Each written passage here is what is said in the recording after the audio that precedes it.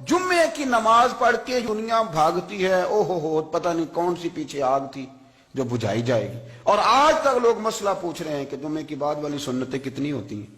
میں نے کہا کتنے سال ہو گئے جمعہ پڑھتے، کتنے سال ہو گئے، ابھی تک سنتوں کا نہیں پتا، ابھی تک نہیں علم کے پہلے کتنی رکھتے ہیں اور بعد میں کتنی رکھتے ہیں۔ فجر کی سنتیں کب پڑھنی چاہیے، سنو فجر کی سنتوں کے بارے میں۔ میرے رسول کریم سید عالم صلی اللہ تعالی علیہ وسلم سے ایک صحابی نے پوچھا تھا، حضور میری فجر کی سنتیں رہ گئیں یا رہ جاتی ہیں تو حکم کیا ہے، کیا انداز ہے حضور کا۔ بخاری مسلم کے لفظ سنو، حضور سید عالم صلی اللہ علیہ وسلم فرمانے لگے، اس نے کیا پوچھا تھا، حضور جواب کیا دیتے ہیں، فرمایا فجر کی سنتیں کبھی نہ چھوڑنا، فجر کی پہلی 2 سنتیں کبھی نہ چھوڑنا۔ یا رسول اللہ صلی اللہ تعالی علیہ وسلم میری رہ گئی ہیں، رہ جاتی ہیں، فرمایا فجر کی 2 سنتیں نہ چھوڑنا، فرمایا فجر کی پہلی 2 سنتیں مجھے دنیا اور دنیا کے اندر جو کچھ ہے وہ سب سے زیادہ پیاری ہے۔ فجر کی 2 سنتیں دنیا اور دنیا میں جو کچھ ہے مجھے وہ سب سے زیادہ پیاری ہیں، اس لیے فجر کی سنتیں نہ چھوڑنا۔ اپنا ذوق، اپنی طبیعت، ہم نے نا ذوق غلط بنا لیا ہے۔ اگر 20 بندے کہہ بھی دیں گے تو نے بڑی شاندار تلاوت کیا تو کیا اس سے بنے گا، 100 بندہ کہہ بھی دے تیری کیا بات ہے، کیا بات ہے نعت خاں کی، کیا بات ہے علامہ صاحب کی، پیر صاحب کی، پیر مہر علی شاہ صاحب رحمت اللہ علیہ۔ آپ تشریف فرما تھے تو آپ کے ایک ہی بیٹے بابو جی جن کو کہا جاتا ہے، جس دن صاحبزادے پیدا ہوئے تو خادم نہ وہاں سے نکلا۔ ان لوگوں کے شوق اور طرح کے تھے نا، تو ان کی توجہ بھی اپنے شوق کی طرف رہتی، تو خادم نکلا اندر سے، پیر صاحب مبارک ہو، پیر صاحب مبارک ہو، پیر صاحب مبارک ہو، پیر صاحب مبارک، وہ شور کر رہے ہیں۔ تو پیر صاحب کو وجد ہو گیا، اللہ اکبر اللہ اکبر اللہ، وہ کیا ہوا، کس بات کی مبارک دے رہے ہو؟ کہ حضور اللہ نے بیٹا دیا۔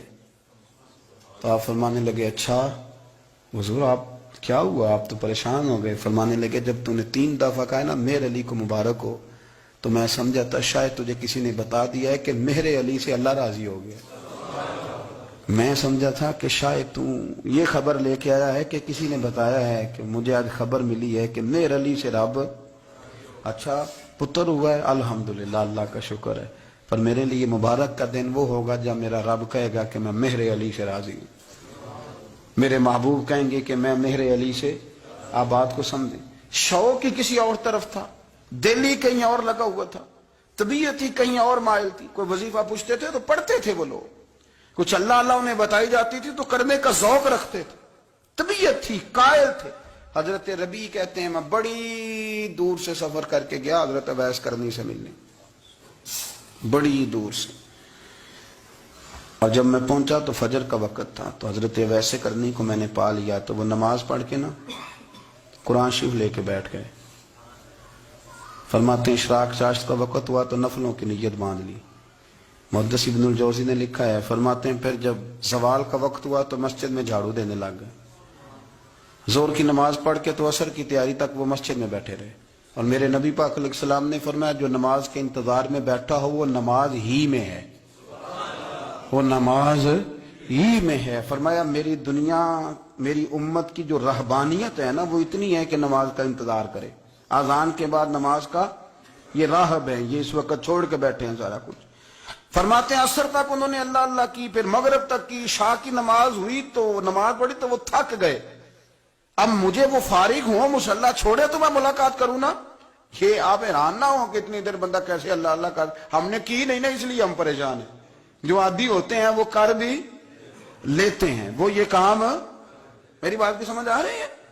جب جاتے ہو کسی دفتر میں تو 8 گھنٹے کھڑے رہ لیتے ہو نا، مجبوری ہوتی ہے تو کھڑے رہا جا سکتا ہے۔ پاسپورٹ کے دفتر بولیے، امیگریشن کی لائنوں میں، اور میں نے تو ایمبیسیوں میں بندے 12 گھنٹے پہلے جا کے کھڑے دیکھے، رہ لیتے ہیں کھڑے۔